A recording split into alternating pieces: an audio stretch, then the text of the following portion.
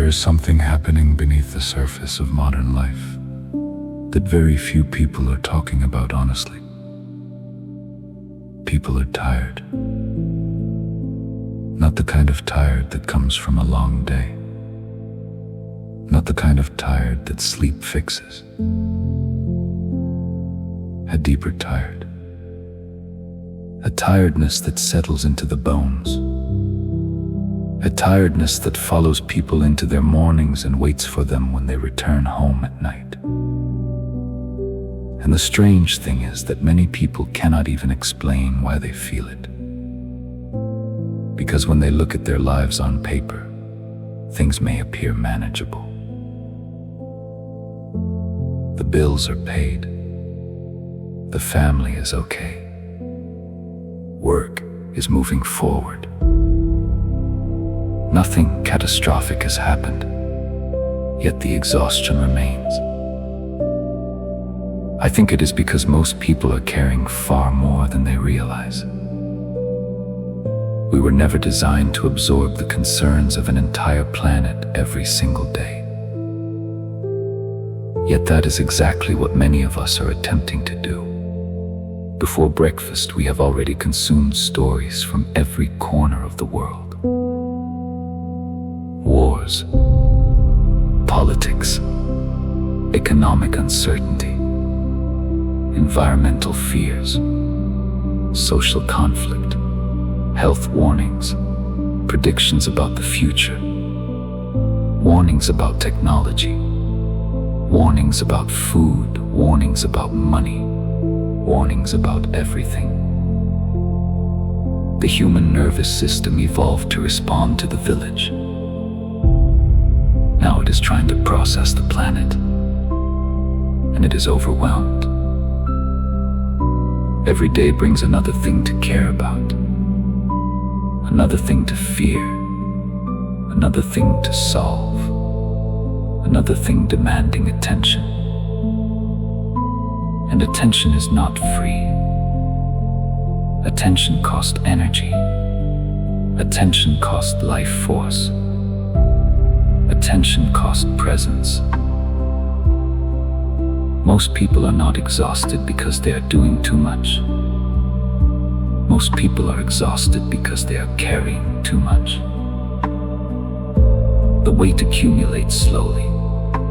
One headline, one argument, one controversy, one crisis, one prediction, one fear, day after day, week after week, year after year, until eventually people begin to confuse carrying the weight with being responsible. But they are not the same thing. Responsibility means tending what is yours to tend. Carrying the weight means trying to hold what was never yours to hold. And somewhere along the way, humanity forgot the difference. Maybe that is why so many people feel overwhelmed. Not because they are weak, not because they are broken, not because they are failing, but because they have been attempting to carry an impossible amount of reality. And reality is heavy. Tonight, I simply want to offer a possibility. What if your exhaustion is not a personal failure? What if it is a completely understandable response to the amount of weight you have been carrying? And what if the first step toward freedom is simply becoming aware of that weight? Not fixing it, not solving it, just seeing it. Because you cannot put down what you do not realize you are holding.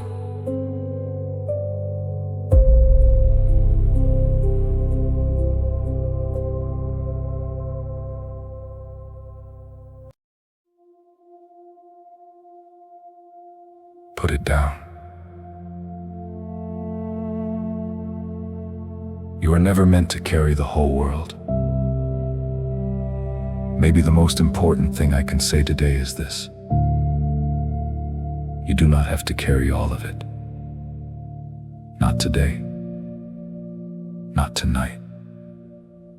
Not anymore. Because somewhere along the way, many of us picked up a burden that was never ours to carry. A burden so heavy we began to mistake it for responsibility.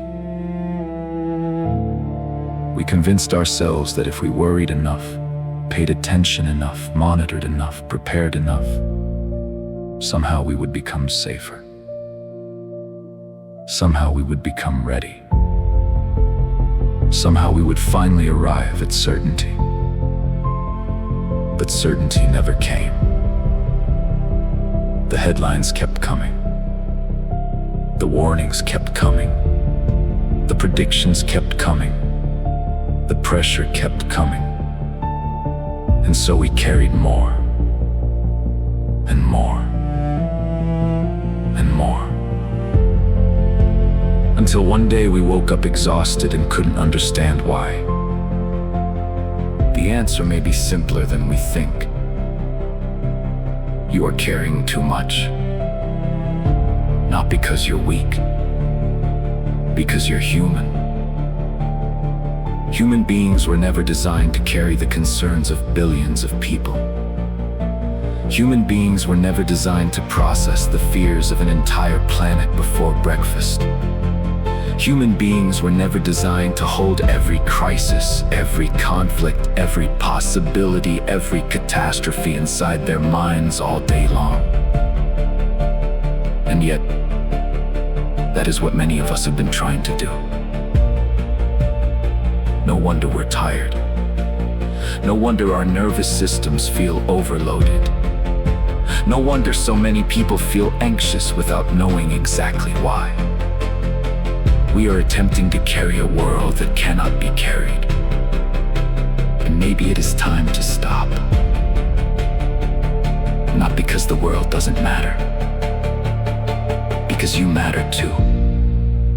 There is a difference, a profound difference, between being aware and becoming consumed, between caring and carrying, between witnessing and absorbing.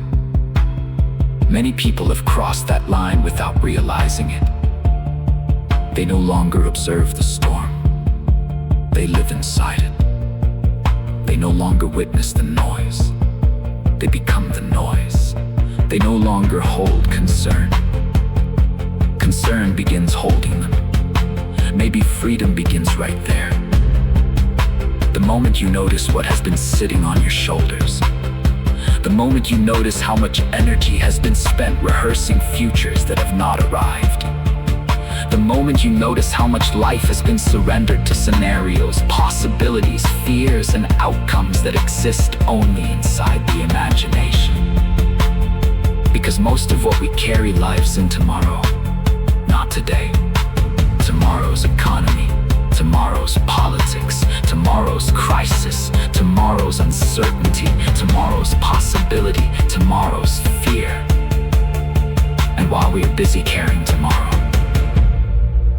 today quietly slips away. The coffee grows cold. The sunset disappears. The laughter passes by. The people we love sit across from us while our attention lies somewhere else, lost inside futures that may never arrive. What if today deserves more of you than tomorrow does? What if this moment deserves more of your attention than the next headline? What if the life happening directly in front of you is more important than the story unfolding somewhere beyond your reach? These are not small questions, because your attention is your life. Where attention goes, life goes. And perhaps that is why the greatest act of sovereignty available right now is not controlling the world. It is choosing where your attention rests. Maybe you don't need another warning tonight. Maybe you don't need another prediction. Maybe you don't need another argument. Maybe you don't need another expert telling you what to fear next. Maybe what you need is rest. Maybe what you need is quiet. Maybe what you need is permission. Permission to set something down. Permission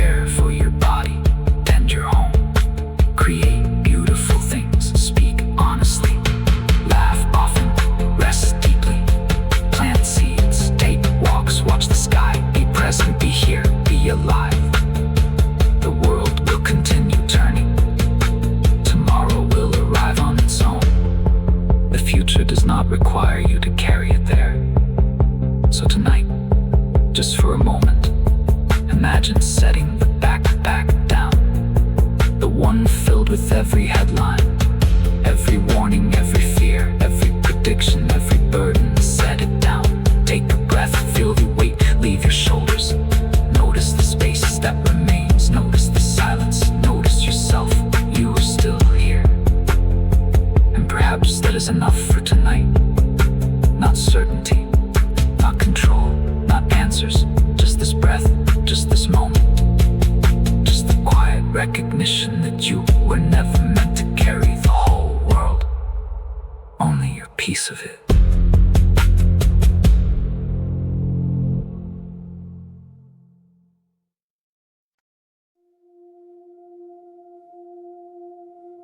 After you put the weight down, something unexpected happens. At first, it feels uncomfortable, because many of us have carried that weight for so long that we forgot who we were without it. We became accustomed to the tension, accustomed to the vigilance, accustomed to the constant scanning of the horizon, always looking for the next problem, the next threat, the next thing to solve, the next thing to prepare for. And when the noise finally quiets, even for a moment, there can be a strange emptiness. Not because something is missing, because something has stopped. The endless carrying, the endless monitoring, the endless mental rehearsing of futures that have not yet arrived. And in that space, something else begins to emerge. Something quieter, something older, something deeply human. Presence. Not the kind of presence people talk about in books. Not some spiritual achievement. Not some perfect state of awareness. Just this. Being here. Actually here. Feeling the chair beneath you. Feeling your feet on the ground, feeling the breath moving in and out of your body, listening to the sounds around you, looking at the sky, watching the trees move in the wind, noticing the life that has been patiently waiting for your attention all along. Because while we were busy carrying the world, life never stopped happening. The sunrise still arrived, the birds still sang, the rain still fell, the seasons still changed. The people we love continued sitting across from us. The ordinary miracles never left. We were simply elsewhere. Lost inside the noise, lost inside the future, lost inside the endless demand to think about everything all at once. But life does not happen all at once. Life happens now. One breath, one moment, one conversation, one meal, one walk, one laugh, one sunrise, one act of kindness. One beautiful ordinary moment at a time. And perhaps that is the great forgetting of our age. We have become so focused on managing life that we have forgotten how to experience it. So focused on preparing for tomorrow that we no longer inhabit today. So focused on information that we no longer notice wisdom. So focused on urgency that we no longer notice beauty. Yet beauty remains. It is everywhere. In the steam rising from a morning cup of coffee. In the sound of laughter from another room. In the dog waiting patiently by the door. In the warmth of sunlight crossing the floor. In a garden quietly growing. In a child asking a question. In an old friend calling unexpectedly. In a deep breath after a long day. In the simple realization that you are still here, still breathing, still living, still capable of wonder. There is something profoundly healing about returning to ordinary things. Not because ordinary things solve every problem, because ordinary things remind us what we are actually protecting. Not headlines, not narratives, not arguments, life. The real thing. The thing underneath all the noise. The thing that cannot be measured by views, clicks, opinions, algorithms, trends, elections, markets, or headlines. The thing that exists before all of those things and remains after them. The human experience itself. Maybe that is what sovereignty truly points toward. Not control, not certainty, not having all the answers, but the ability to remain connected to yourself while the world does whatever the world is going to do. To remain rooted while everything else moves. To remain present while everything else rushes. To remain human while everything else demands your attention. That kind of presence is not weakness.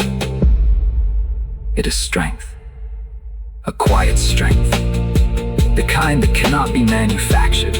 The kind that grows when a person stops running from the moment they are living in. The kind that appears when we stop asking life to become easier and start meeting it more fully.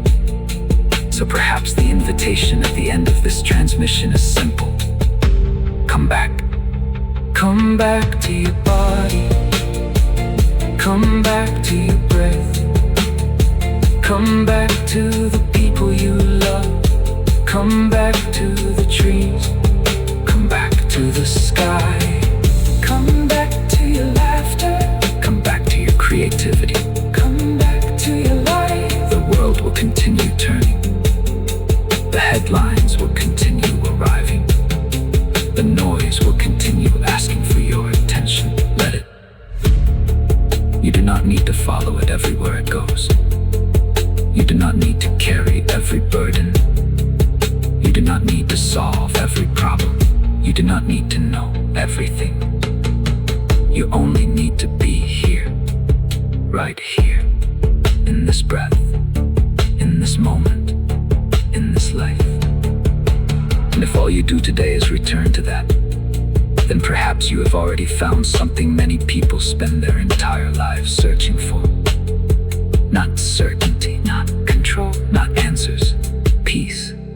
The kind that was never hiding in the future. The kind that's been waiting patiently beneath the noise the entire time.